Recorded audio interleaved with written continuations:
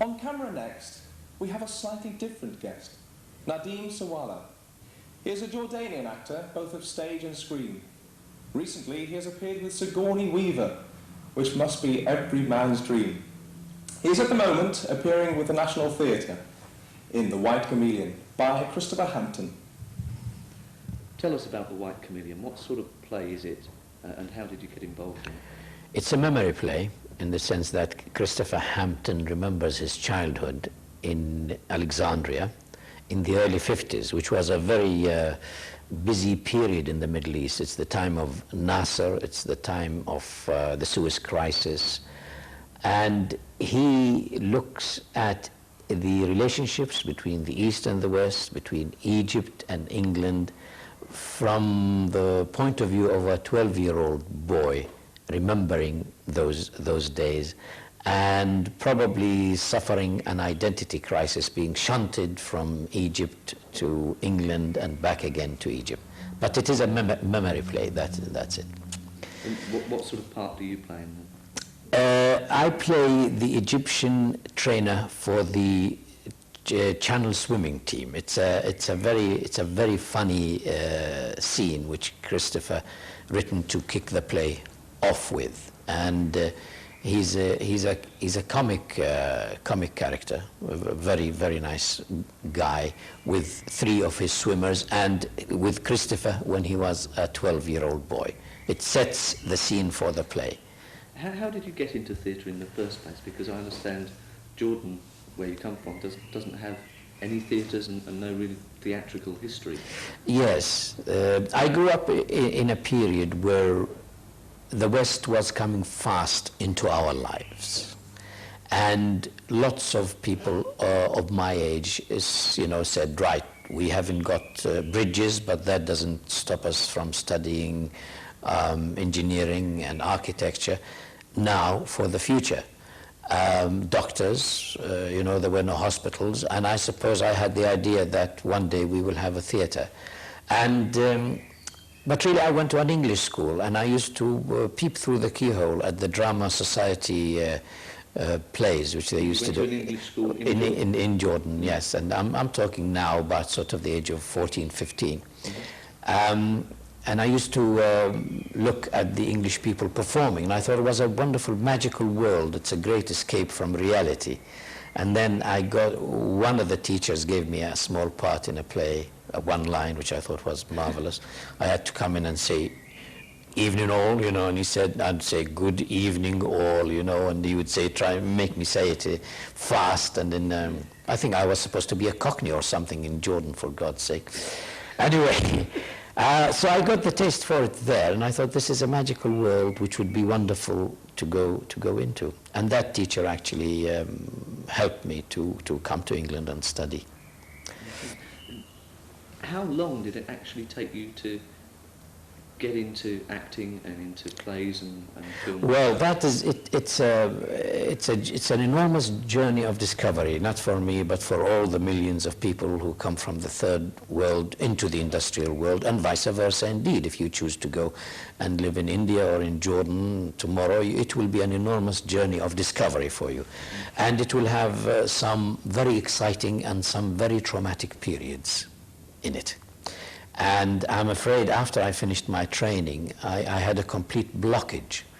I took in so much of the Western way of thinking that I had to store it for a long period of time, which was 12 years, in order to sort the material out, stack it up, and put it on various shelves. And after 12 years of doing other things, I worked for the BBC Overseas Service. I produced plays there and made programs. And I worked in Jordan. I trained actors. And slowly, after 12 years, a little voice within me started saying, "Do you remember that drama training you did? I wonder if you would like to try your hand at it now, because it might turn out to be a very interesting challenge."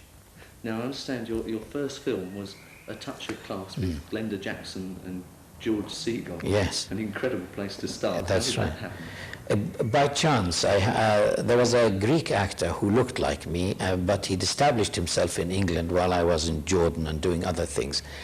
And he was cast in this part in the film, but then he was offered a bigger part in another film, and he just walked out on them. And my father-in-law, who used to work with MGM in special effects, was passing through the casting office, and he heard Leslie DePettit, the casting director, looking at this Greek actor's picture and saying, "Oh yeah, I could kill you." And he said, "What's the matter?" She said, "He walked out on me." And he said, "He looks like my son-in-law." And she said, "Is he an actor?" My father-in-law knew that I trained, and he knew that I was beginning to think about going back into acting. He said yes, gave her a photograph of myself. She arranged a meeting with Mel Frank, the director. He was a big Hollywood director. I walked in, you know, with the confidence of the innocent or the fool, if you like, and I got the part. And I went to Spain and to film, and I met Glenda Jackson and George Segal, and again with some kind of innocence, with some kind of confidence. I started, you know, you make mistakes, but you find people are very kind and willing to help you if you admit that if you need help. If you pretend that you know it all and you don't want to contact anybody or talk to anybody, then they say, you know, let you sink or swim. But I'm not that kind of person. And I thought it was a marvelous experience. And Mel Frank, I got on with him very well. He said to me, "I'm going to give you 2 close-ups in this film, and they will keep you working for 3 years." Really? Yeah. And I think, because you see, a film like that, everybody in the business goes to see it. Yes, you know? yeah. And they all have casting problems. They're looking for a particular kind of person, and they see the close-up and they say, that's the guy I need for that part. And having appeared with Glenda Jackson and George Segal, that is something which gives you and them confidence. So what about Half Moon Street with Sigourney Weaver? Is it every man's dream? Yes. That was... by then I got to know casting directors. And Mary Selway, a wonderful casting director, had seen me in a thing or two, you know, you don't know. And she rang my agent, and I was in Houston making some TV programs on the space shuttles for Arab television. And he said, you know, he's not here, and he'll be back in 4 weeks. Bob Swaim, the director, had seen me in something, I really don't know which, but he had a feeling I was the right person for it. And he waited for 4 weeks to interview me. And I thought I will never really see him. I spoke with my agent from the States. And I went one morning to a flat in Chelsea where he was staying, and Mary Selway was there at 9 o'clock in the morning, a bit early. And there was a bit of a romantic scene, you know, and Mary was marvelous. She played Sigourney's part, and she was stretched out on the settee, looking absolutely gorgeous, and I thought, I can't miss here, I've got to do this part right, you know. So, yes, and Bob Swaim said, right, you know, you're on, we want you to do this character. And next time it was Sigourney Weaver. And next time it was indeed, lovely lady. But Mary's presentation of the part was enormous help for me. At 9 o'clock in the morning, it's very difficult to get your lips, you know, around the words until you are given help. So Mary was marvelous. So what about your theatre work? You've done all the yes, I wanted to film and television, and I thought, really, I'm not for theatre at all. But then always there is a challenge beckoning you, isn't there? You know, hoping that. They were casting a play at the Bush called Turning Over, and somehow somebody rang somebody, and they said, you know, we are seeing all the actors who sort of look Indian. Do you have anybody? You know, and somebody must have said, try Nadim. You know, he's not Indian, but try him. I went to see David Heyman about it. We had a very good interview. The writer was there. I read. They weren't very convinced. And then they said to me, have you done anything on television? And I'd done a series for Thames called Sorry I'm a Stranger Here myself. And I played an Indian in. So I took the video to them. And that's what, you know, you've got to be prepared for all these. And I played quite a mad fella, you know, really crazy guy. And David loved it. And he thought, all right, you know, yes, you do the part. We weren't so sure about the play. It turned out to be enormous success. Everybody came to see it. So do you mix theatre and film work now? Yes, again, you never know. I worked for the RSC. I was offered the lead in a program about the Lockerbie disaster. And I really didn't fancy that. You know, spiritually, I felt I didn't want to be connected with this. And my agent was pressuring me to do it because it's 5 weeks filming. And Granada was pressuring me to do it. So I got under such pressure, I left my agent. I said, you know, I'm not going to stay with you anymore because you are pushing me into this, and I don't want to do it. And I sat in the kitchen after I sacked my agent. I sat in the kitchen and I said, please God, give me something to do to get out of this now. It's me and Granada now. The agent is out. 3 seconds later, the phone rang. I honestly tell you, 3 seconds later, and said, this is the RSC, and Miss Janet Suzman would like to meet you. You know, God answered the prayer, man. So, off to the RSC, you know, I met her. It was wonderful, great, you know, to be. I came back home and I rang Granada. I said, I'm sorry, you know, a job has been coming along and now it has been. And I got out of that because I wanted to do a bit of theatre, and I had a feeling my agent was keeping it away from me because he liked the earning from the television.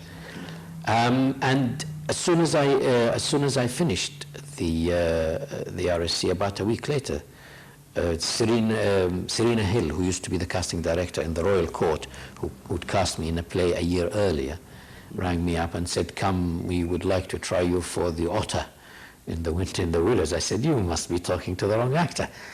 And unless you want an ethnic otter, she said, but just come. I went and read for it, and I think I would have got it, but then the White Chameleon turned up, and Richard Eyre, the artistic director, obviously said if we keep Nadim for the White Chameleon, he would be more of an asset than in the Wind in the Willows. And the White Chameleon set. It is set in Alexandria. Yes, so yeah. That's quite close to. Indeed, close to my culture, and I was able to throw some light on the, you know, for the cast and the director on the events and the nature of the people involved in the play. Mm. Now, at the moment, I understand you're writing a play, written play. Yes, and and somebody in the National Theatre are looking at it with a view to help me develop it, make it better. And once we've got it really firm, I would like to put it on in a small venue somewhere in London. Thank you, Nadim Sawalha, for being on camera. It's a pleasure. Thank you.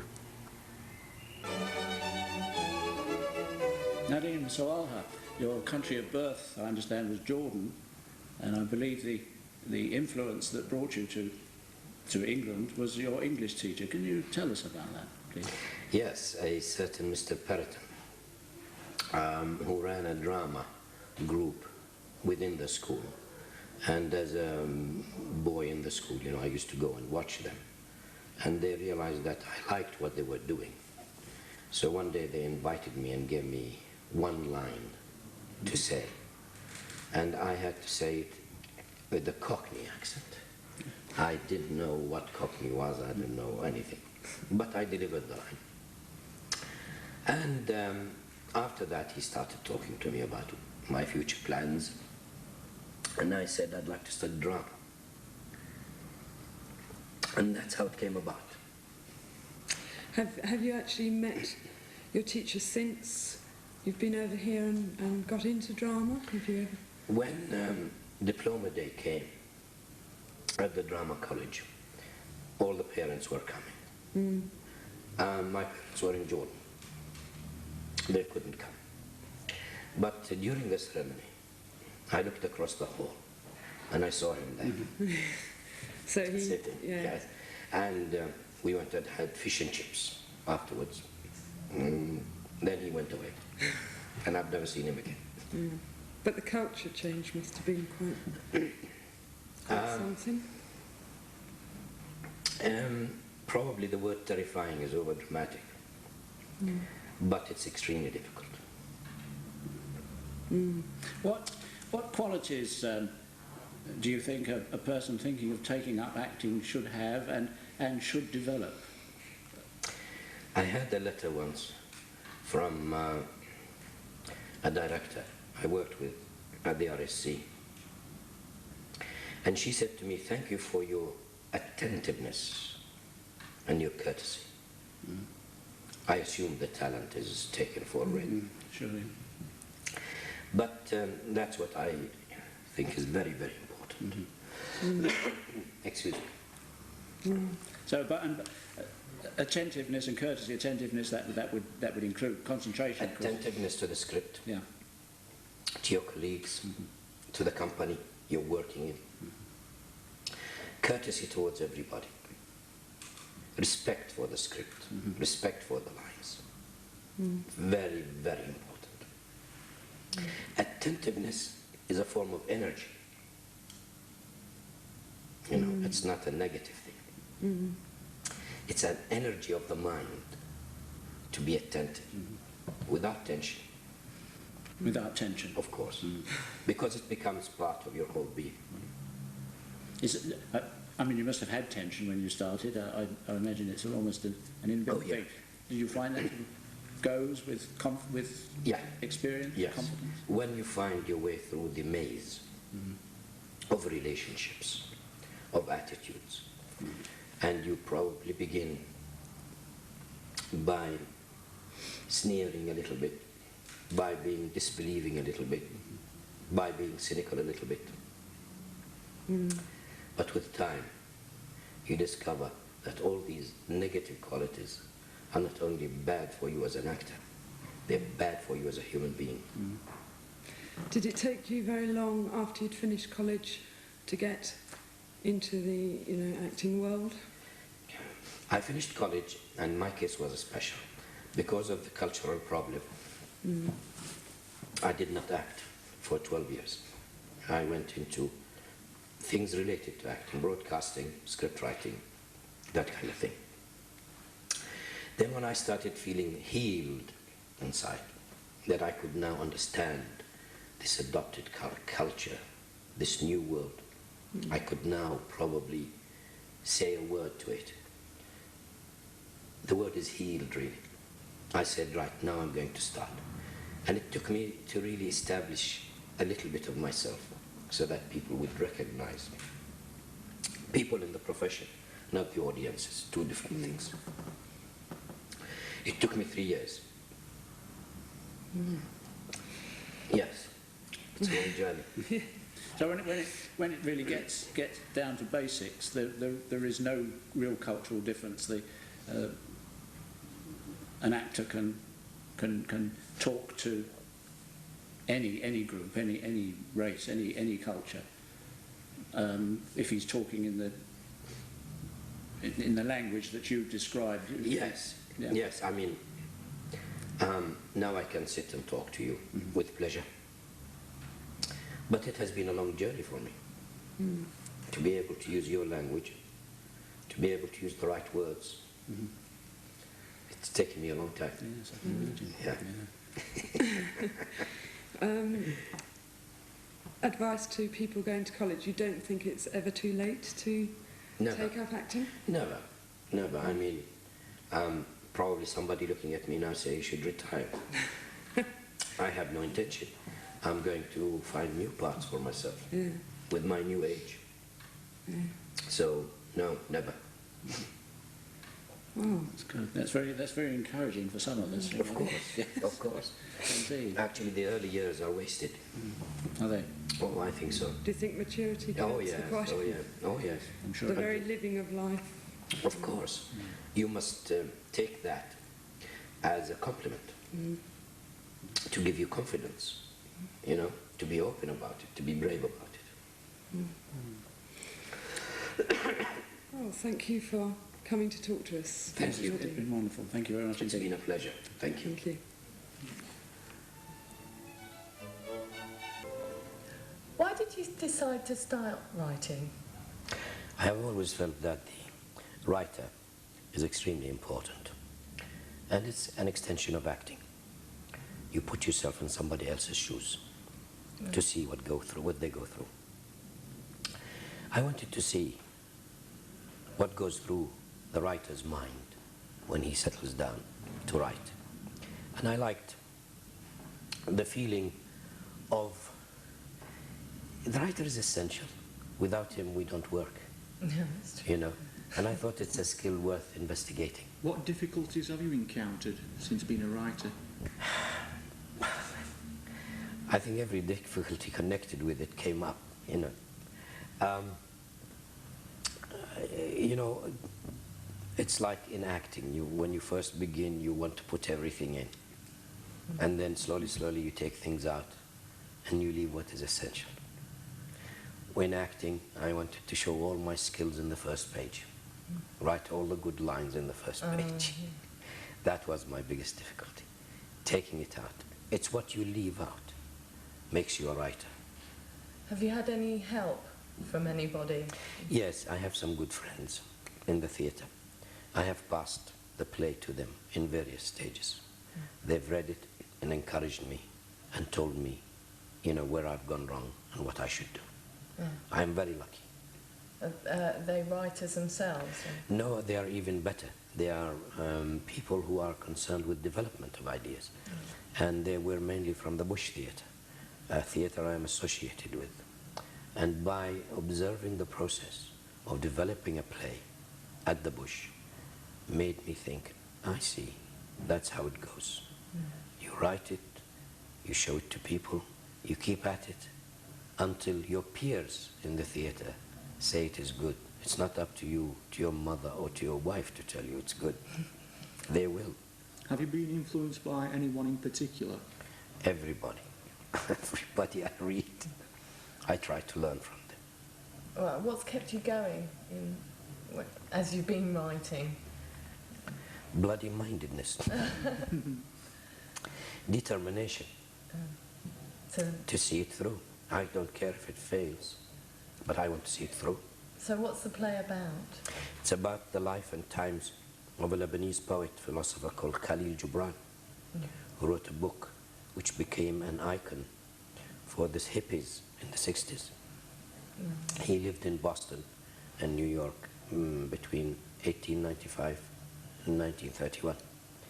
I wanted to investigate my own life, so I chose a parallel person in a different period. Oh, I see. Would you regard your play as a morality play? It is a morality play because he was a philosopher and a moralist. It is a morality play, yes. So that the reason why you particularly picked him was because it was a parallel to your own life? He came from the same geographical background, from the same cultural background. He faced the West the way I faced the West. Very different and very similar as well. Have you had to rewrite any parts of the play? Oh, right. Oh, I think I've written it about 11 times. I've written 11 different plays. Is it finished now, completely? No. It will finish probably the day the curtain comes down on the last performance. Then it will finish. Finish rewriting Are there any it? further plans for any more plays? Yes, I'm working on a one-man show, Make Myself King, you see.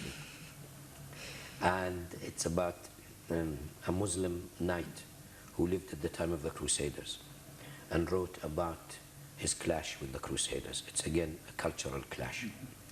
And how these people fought and what they fought about. What was it like to actually see your play being performed or read through by actors? Very exciting. They do a workshop on it. I did a workshop for a week at the National Theatre where I learned a great deal from a very fine group of actors and actresses with the director from the National.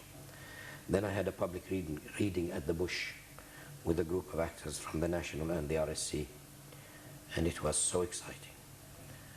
When the play is actually performed, are you just going to sit back and watch it, or are you taking an active part? No, I only want to be mother to all of them. With my wife, will be another mother. My wife and myself will be mother to them, in the sense we will make sure that all their needs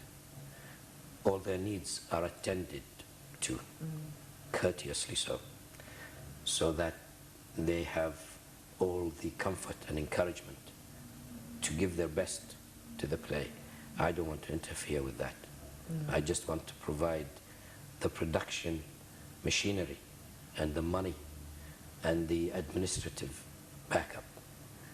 Won't you find it hard, though, not to not interfere, because it's your baby in this? 4 or 5 years ago I would, but since then I have cancelled what is known as the ego. It doesn't exist anymore. Have you any plans to write anything other than plays? Novels? No, I wouldn't write a novel. I hate all that descriptive bit. I like two people talking together in my head. Do you think anybody can write? My wife doesn't think so. I keep saying to her, it's very easy, you know, why don't you sit down and write something? She says, not everybody can write. I say, it's very easy, I'm sure everybody can. She says no. Worthwhile experience to write, though. I think every actor should try it. Why? So that they can develop some respect for the process of writing. So that they know, when they're given a script, what's gone into it, in terms of human effort. And then it will be appreciated. I see. I think that is essential. Thank you. Pleasure. Thank you.